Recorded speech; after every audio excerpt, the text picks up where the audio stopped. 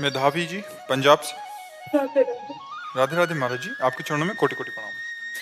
महाराज जी, हम सब ने सुना है कि इस जन्म में जो हमें दुख मिलते हैं वह पिछले जन्म का कोई पाप होगा जो नष्ट हो रहा है, पर वो पुराने जन्म का पाप हमें इस जन्म में क्यों मिलता है या क्योंकि भोगना पड़ता है? तुम ही तो हो करने वाले तो तुम ही हो।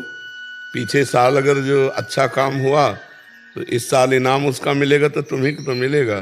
पीछे कत्ल किया, मुकदमा तुरंत दंड तो नहीं मिलता कहीं भी। भारत में ही देखो, इसी मृत्यु लोक में देखो, 20-20 साल मुकदमा लड़ते हैं, इसके बाद सजा होती नहीं होती। तो भागवतिक बहुत बड़ा शासन काल है भगवान का। अब कितने जन्मों से हम जो जो करते चले आ रहे, उसका हिसाब हम ही को भोगना पड़ेगा। क्योंकि शरीर भले बदल दिए हैं तो हम ही, तो भोगना तो पड़ेगा ही। अगर और कोई दूसरा करने वाला होता तो आपको ना भोगना पड़ता, आप ही करने वाले हो। मान लो पिछले जन्म में पुरुष रहे, इस जन्म में स्त्री रहे, उसके पहले क्या क्या रहे, तो जो जो हमसे कर्म होते हैं वो हम ही को भोगने पड़ते हैं, इसमें कोई संशय नहीं है। देखो, भगवान ने स्वयं इस बात को अपने जीवन में करके दिखाया। रामावतार में छुप करके बाली को मारा, तो वही व्याध बन करके श्री कृष्णावतार में अंतिम समय भगवान के चरणों में मारा। तो भगवान ने लीला करके दिखाया कि जो कुछ कर्म किया जाता है उसका फल भोगना ही पड़ता है। रामावतार पिछला जन्म, इस जन्म कृष्णावतार, तो देखो हुआ ना उसमें आकर के।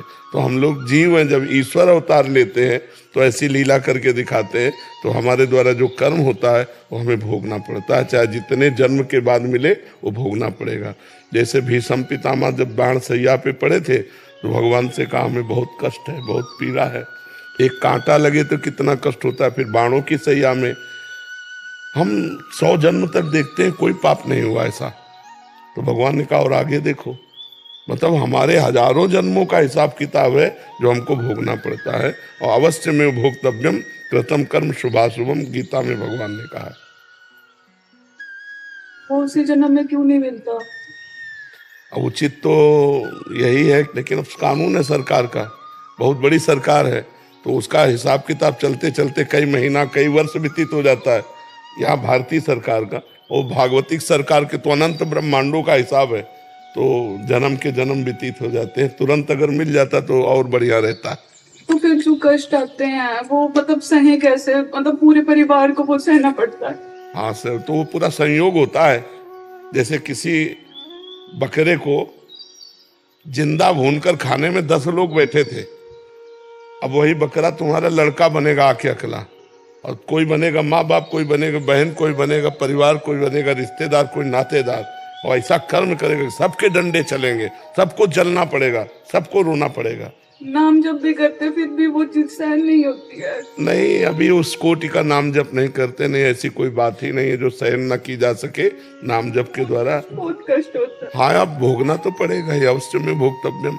अब कष्ट तो देखो, तुम कितना भजन करते हो हमें पता नहीं, लेकिन हम कितना भजन करते हैं इतना हमें तो पता है ना। और हमारी दोनों किडनी फेल है, तो भोगना तो पड़ेगा, पर हम रो के नहीं भोग रहे, हम हंस के भोग रहे हैं, क्योंकि हमारे द्वारा किया हुआ कोई कर्म है, उसका फल आया है।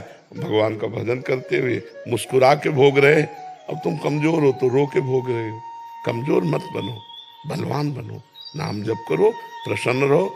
अब अच्छे आचरण करो, अब बुरे आचरण न बने, तो पीछे की खेती है हम खा लेते हैं, आगे की खेती हमारी बहुत बढ़िया रहेगी। देखो कैसे कैसे लोग पापाचरण करते हैं, लगता है कि भगवान बहुत हमें दंड दे। एक गर्भस्थ शिशु की हत्या करा देना, आप लोग अपने में विचार करो, क्या ये पाप नहीं करते? गृहस्थी में गर्भ हत्या करा दी, वो भी तो जीव था, वो भी तो तुम्हारा लाला या लाली थी, तुमने मरवा दिया।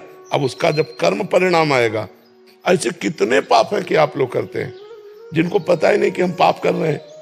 कोई माता को दुख होता है, अगर उसका बच्चा आंगन में खेलता हो, कोई एक चाटा मार दे तो टूट पड़ेगी, और अपने गर्भस्थ गर्भ रूपी आंगन में बच्चे को वो स्वयं नष्ट करवा रही। अब बताओ, क्या ये भ्रूण हत्या, गर्भ हत्या पाप नहीं है?